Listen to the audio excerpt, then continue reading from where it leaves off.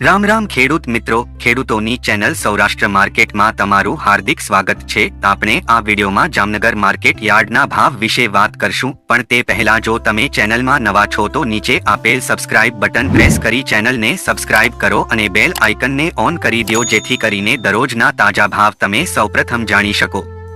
અને મિત્રો, વિડીયોને છેલ્લે સુધી જોજો, જેથી તમને તાજા ભાવનો ખ્યાલ આવે। તો આજના ભાવ આ પ્રમાણે રહ્યા હતા।